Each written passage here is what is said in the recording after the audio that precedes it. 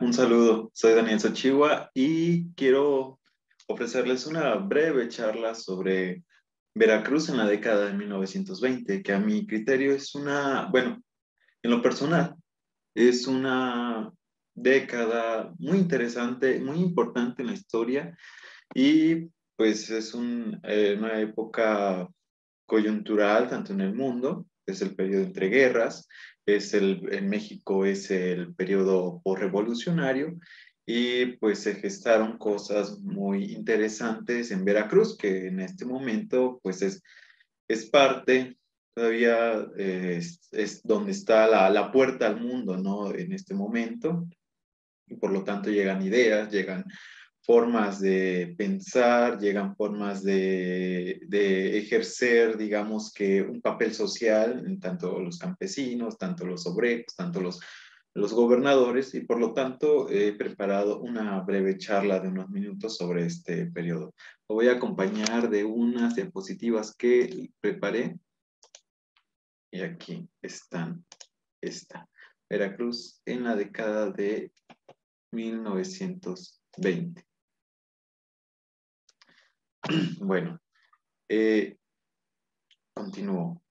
Los años 20 en Veracruz, a mi juicio, representan la década donde la entidad echó a andar una parte importante de los objetivos de la revolución en temas agrarios, en la educación socialista también, el intento de la configuración de sindicatos, vanguardias culturales, claro, debido a la participación de los gobernantes de esta época, los constitucionalistas Adalberto Tejeda y Heriberto Jara Corona. Es decir, se reajustaron los tejidos sociales, así como los jefes revolucionarios de esta década buscaron atender las demandas constitucionalistas con base en los artículos constitucionales tercero, el 27 y el 123 del nuevo orden político, que sentó las bases jurídicas para hacer fuerza del proceso nacional como con un proyecto ideológico basado en la educación, el reparto agrario, el trabajo, que fueron logros de la revolución. Veracruz no es la excepción en aplicar estos movimientos, estos artículos, perdón, de forma radical. Otros gobernadores radicalistas hicieron su parte en diferentes estados, como Felipe Carrillo Puerto en Yucatán entre 1922 y 1924, en Tamaulipas, Emilio Portes Gil entre 1925 y 1928, en Michoacán con Francisco J. Mújica entre 1920 y 1922. Estas características del radicalismo se aplicaron en todo el territorio nacional en los años 30, ya durante el gobierno de Lázaro Cárdenas. Es a mi criterio, y entre otros, también personajes que han estudiado, y pocos han estudiado esta década. Para mí, los años 20 son el despegue o una especie de ensayo de lo que se aplicó una década después con Lázaro Cárdenas. Bueno, aquí les presento una fotografía del Estadio Jalapeño, que fue construido hacia 1925, y después, más adelante, les explico por qué me parece importante. Bueno, voy a darles un contexto mundial, un panorama general, mundial y nacional. Tanto en el contexto mundial como en México, la llegada de los 20 fue una época de incertidumbre, crisis, agitaciones. En el centro de Europa y parte de Medio Oriente se reacomodaban después de la Primera Guerra Mundial, que finalizó en 1918. Se trazaba un nuevo mapa político con la creación de nuevos países como Polonia, Yugoslavia o Hungría, entre otros, o también haciendo renacer viejas naciones históricas. Es también el periodo de la Revolución Rusa, que inició en 1917 y para 1922 se conformó la Unión de Repúblicas Socialistas Soviéticas, la URSS, a partir de cambiar de raíz un régimen monárquico, imperial, ¿no? Con la movilización de masas y las ideas que configuraron una nueva forma de gobierno socialista, hasta entonces única y que tuvo impacto en el resto del globo. En 1918 surge la pandemia por la gripe española que repercutió en varios países y donde México tuvo un saldo de casi medio millón de muertos por ese padecimiento, aunado a la población diezmada por la lucha revolucionaria. Entre otros aspectos, el centro de Veracruz inicia la década con el sismo de 1920, que afectó poblaciones del centro como Jalapa, Orizaba y otras poblaciones menores, y así como de la entidad poblana. Pasadas las turbulencias políticas, se reflejaron en problemas económicos, el desempleo masivo, la emergencia de movimientos radicales nacionalistas como el nazismo alemán o el fascismo italiano, que repercutió en varios sistemas políticos del planeta, además de la expansión de ideas socialistas, la popularidad de la radio o el crack bursátil de 1929, fueron algunos aspectos a tomar en cuenta para esta década. Ya en el ámbito nacional, una vez firmada la Constitución de 1917, perdón, y en términos relativos, la paz fue firmada entre las facciones revolucionarias, pero aún se presentaron levantamientos de caudillos y caciques. Nuestro país inició la reconstrucción de un nuevo estado postrevolucionario y Veracruz no fue la excepción. La historiadora Heather Fowler menciona que en la década de 1920, Veracruz se caracterizó por la efervescencia social impulsados por la importante figura de los gobernadores Tejeda y Jara Corona. Voy a iniciar, bueno, aquí con breves descripciones del gobierno de estos mandatarios. Si sucedieron muchas cosas en este periodo, pues esta charla se va a enfocar un tanto en lo político, ya que no se puede abordar todo en unos minutos, ¿no? Pero espero que sea de provecho. El coronel Adalberto Tejeda Olivares nació en 1883, oriundo de Chicontepec, Veracruz. Inició su primer periodo de gobierno el 1 de diciembre de 1920 y concluiría el 30 de noviembre de 1924. Además del cargo adquirido como gobernador, también recibió los problemas que demandarían su periodo, de modo que jerarquizó cada uno de ellos. Fueron 4 puntos principales. El primer problema era de la hacienda pública y su adecuado arreglo.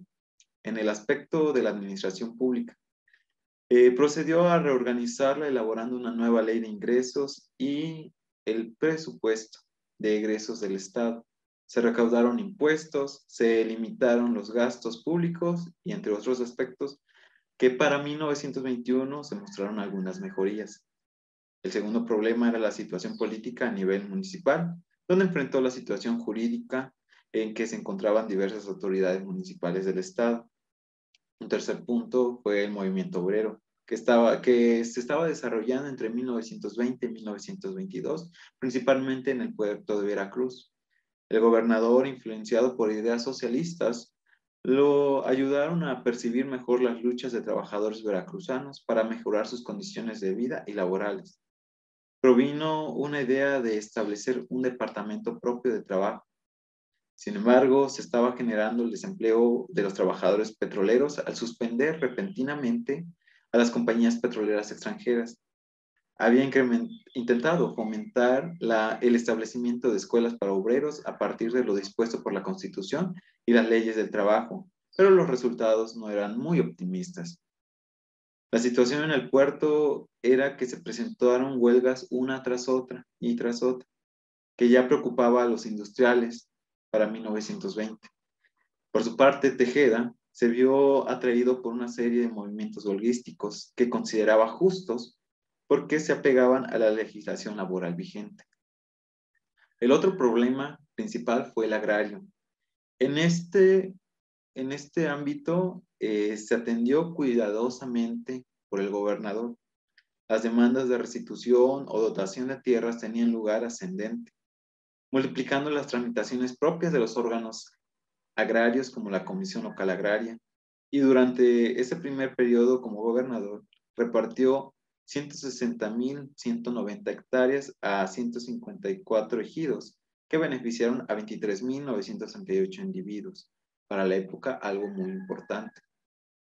Las historiadores Soledad García y Heather Fowler mencionan que la ideología socialista en su actividad política estaba presente. Sobre la acción del gobernador Tejeda, bueno, aquí hay una especie de similitud de pensar que era el socialismo en ese momento. Había una concepción de socialismo que compartía tanto Tejeda como Álvaro Obregón, que era buscar un mayor equilibrio entre el trabajo y el capital.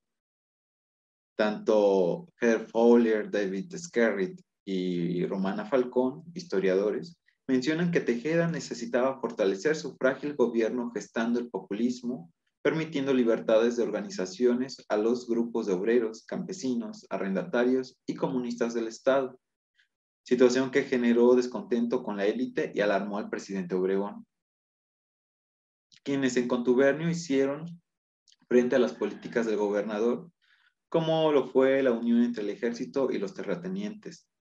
El reparto de la tierra con Tejeda fue un proceso lento por la desaprobación de los terratenientes, quienes mostraron resistencia, apoyados por el gobierno federal bajo el mando del general Guadalupe Sánchez y las Guardias Blancas. Características incluso mayores que al nivel federal, en ámbitos como el reparto agrario vinculado con Úrsulo Galván y Manuel Almanza, la alfabetización, la organización obrera, el conflicto religioso con el obispo Rafael Guízar, estuvieron presentes, que hicieron de alguna manera eco en el panorama nacional. La administración de Tejeda tuvo dos rasgos importantes. Uno fue la aplicación de la política radical, antirreligiosa y su vinculación con sectores populares, y uno de ellos fue el sector campesino, el que tuvo principal apoyo al gobernador. Durante su gestión apoyó la creación de la Liga de Comunidades Agrarias del Estado de Veracruz, formada en 1923. A los obreros les permitió ejercer el derecho de huelga y decretó la ley sobre participación de utilidades para que recibieran ganancias correspondientes. Favoreció la integración del sindicato de inquilinos en el puerto de Veracruz, erigido para defender a los arrendatarios, y fue un movimiento con mucha participación de mujeres, este movimiento inquilinario. Trató de acercar la educación a los campesinos, aumentó escuelas y maestros, así también expidió leyes que combatían el alcoholismo, la prostitución y el fanatismo religioso. Bueno, aquí les presento una imagen del coronel Adalberto Tejeda y otra, bueno, es un retrato y otra donde está con líderes agraristas en 1924. Continúo. Bueno, hacia 1925, el general Heriberto Jara Corona, que nació en Nogales, Veracruz, en 1879, llegó a la gobernatura con el visto bueno del expresidente Obregón y el actual presidente Plutarco Elías Calles, que inició su mandato, este presidente, en 1924. Entonces el general eh, Heriberto Jara sucedía a el coronel Tejeda, que ahora Tejeda ejercía en la Secretaría de Gobernación. Su periodo fue complicado por su acción en apoyo a organizaciones obreras, petroleras, que aún estaban en manos extranjeras. Los trabajadores demandaban mejores condiciones de trabajo a las empresas. Por otra parte, se confrontó a la CROM en Orizaba y al magisterio, acciones que repercutieron en su destitución. Pero esto tiene un trasfondo más complejo que aún falta por estudiar y con más detalle. Durante su gobierno, declinaron la extracción y la producción petrolera. Los ingenios azucareros entraron en quiebra y algunos pocos que contaban con modernización tecnológica salieron a flote en la sobreproducción de azúcar en el mercado nacional e internacional. La industria textil no sufrió mermas severas también por sobreproducción nacional, pero empresas pequeñas como purerías y panaderías declinaron, ambos por cambios tecnológicos y modificaciones de consumo. que condicionaron la suerte de trabajadores orillándolos al desempleo por las nuevas máquinas que aumentaban la producción con menos fuerza de trabajo. La falta de empleo se presentó a mediados de la década de 1920 en varias localidades de la entidad. Durante el gobierno de Tejeda se había iniciado una ola de organización campesina y reparto agrario, como lo mencioné, donde las grandes unidades productivas fueron afectadas y las que se libraron de la reforma agraria estaban dedicadas a cultivos de exportación, como las haciendas cafetaleras.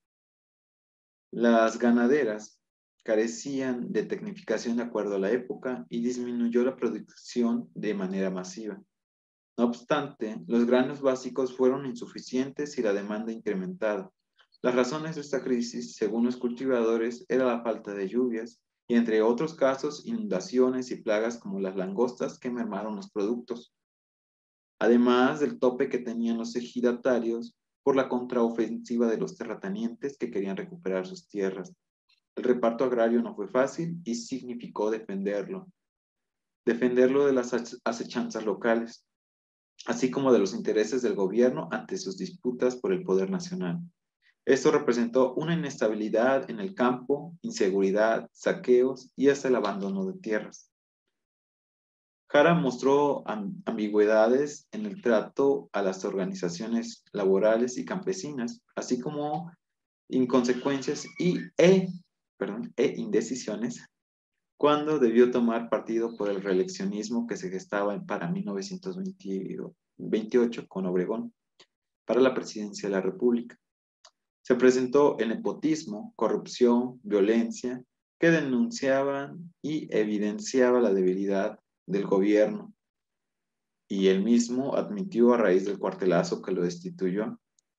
Dijo que fue inadaptado a las circunstancias del momento. Se deterioraron las condiciones urbanas con irregularidades, en el servicio público de transporte, de luz eléctrica, en el agua potable, por la presión de gremios, así como la falta de alimentos básicos como pan. Hubo paro de ferrocarrileros debido a que estos demandaban mejorías en sus trabajos y las huelgas de maestros. Por otra parte, hubo inconformidad entre los católicos por la ley del 1 de marzo de 1926, el cual suspendió el ejercicio del culto. Entonces, algo a nivel nacional también, pues en este año, en 1926, fue que inició la Guerra Cristera, que se presentó más violenta en el occidente del país. No obstante, en nuestra entidad, el obispo Rafael Guízar y Valencia, con antelación, trasladó el seminario a la Ciudad de México. Aquí. Predicó a su grey la absoluta abstinencia de asuntos políticos. Hubo prácticas religiosas ocultas entre la población y el obispo partió al exilio en mayo de 1927. En este gobierno se acoge al estridentismo en la entidad, fenómeno ampliamente trabajado por la doctora Elisa Rashkin. Este fue un movimiento de vanguardia que inició en diciembre de 1921 en la Ciudad de México y sacudió el ámbito cultural con sus ataques estrepitosos a las vacas sagradas de la literatura y del arte mexicanos y universales. Chopin a la silla eléctrica, dijo el poeta Manuel Maples Arce en su manifiesto fundacional de 1921, la actual número 1. Pero también con su producción literaria, editorial y artística de los estridentistas. Sus manifiestos, revistas, libros, entrevistas, poemas y actos públicos llamaron a la renovación de la cultura de manera paralela a la revolución política, de la cual el cambio en las representaciones y las mentalidades fue considerado un reto o elemento de la lucha esencial. En 1925, Maples Arce volvió a su estado natal, a Veracruz, en busca de trabajo, cuando recién egresado de la Escuela Libre de Derecho en México. El joven abogado y poeta encontró empleo como juez de primera instancia en la capital de Veracruz, en Jalapa, y en menos de un año después fue nombrado secretario de gobierno del estado por el gobernador revolucionario, el general Heriberto Jara Corona. A Maples Arce le siguieron varios integrantes del grupo estridentista, como el escritor Germán Litz Arzúbide, quien se encargó de la revista Horizonte y otras actividades culturales, ahora respaldadas por el erario estatal, y los artistas plásticos como Ramón Alba de la Canal y Leopoldo Méndez, siendo la capital del estado la ciudad que acogió este movimiento para su renacer. Incluso se le conoció como Estridentópolis por la importancia que tenía para esta vanguardia. Sin embargo, el fenómeno causó incomprensión entre los intelectuales de Jalapa, tanto para los del Círculo de Artistas Jalapeños, formado por comunistas, así como a los responsables de la educación superior, como los adscritos al colegio preparatorio, por considerar una agresión que los dirigiera un estridentista en un medio donde aún campeaba el estilo de Salvador Díaz Mirón. El estridentismo se propuso barrer con las formas tradicionales de concebir el arte y la cultura, formando parte de un proyecto de renovación intelectual y reconstrucción material que fue propósito del régimen del general Jara. Como parte de estas propuestas se enfrentó la modernización urbana de Jalapa al darle una fisonomía de metrópoli estridentista, por lo que se generó un proyecto en el cual estaba previsto el edificio que albergaría a la Universidad Veracruzana.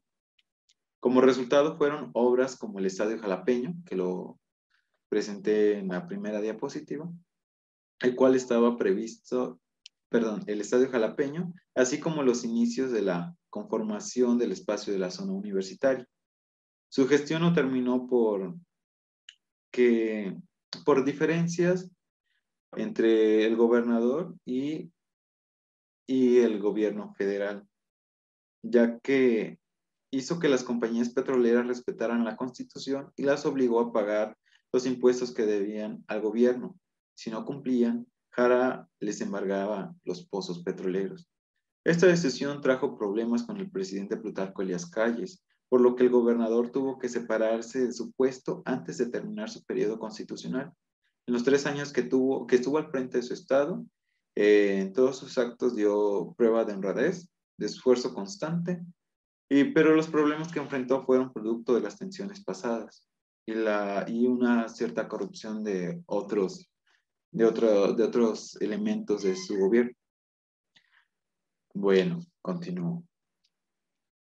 La larga década de los 20 en el estado fue conocida como los años radicales y fue escenario de una gran movilización social basada fundamentalmente, como ya se ha dicho, en los sectores obrero y campesino. De 1928 a 1932, Adalberto Tejeda ocupó la gubernatura de Veracruz por segunda ocasión. Durante este periodo continuó con la política agrarista en el estado de una manera más intensa, tanto que fue llamada esta época, estos años, como la época dorada del agrarismo para Veracruz. Las condiciones que favorecieron esta política en parte fue por la influencia que tuvo la movilización y la concientización de grupos populares, a partir de que los líderes campesinos y obreros estuvieron presentes en cargos públicos, así como en el sistema político estatal y nacional. Entonces el gobierno federal estaba ocupado por Pascual Ortiz Rubio, de 1930 a 1932, que fue sucesor de Emilio Portes Gil. Al inicio de la década de los 30, los efectos de la crisis económica de 1929 comenzaron a manifestarse en el país. En Veracruz, las políticas radicales aplicadas contrastaron con el resto de la política nacional del momento, salvo algunos estados en el ámbito de la reforma agraria, como Michoacán, Puebla, Querétaro y Tamaulipas, quienes formaron organizaciones campesinas y enfrentaron a élites locales que permitió el aceleramiento del reparto agrario. Se creó en 1929 la Orquesta Sinfónica de Jalapa, bajo la dirección del maestro Juan Lomán, y en 1933 el Partido Popular Socialista de las Izquierdas lo postuló, es decir, a Tejeda, como su candidato a la presidencia de la República, pero perdió frente a Lázaro Cárdenas. Y pues lo demás es otra historia por contar, pero ya se sabe un poco, ¿no? Como lo mencioné, es una muy breve charla. Les comparto mi bibliografía básica y espero puedan consultarlo si les es de su interés y también que haya sido de provecho esta charla. Pues me despido, les deseo un bonito inicio de año y pues esperemos más producción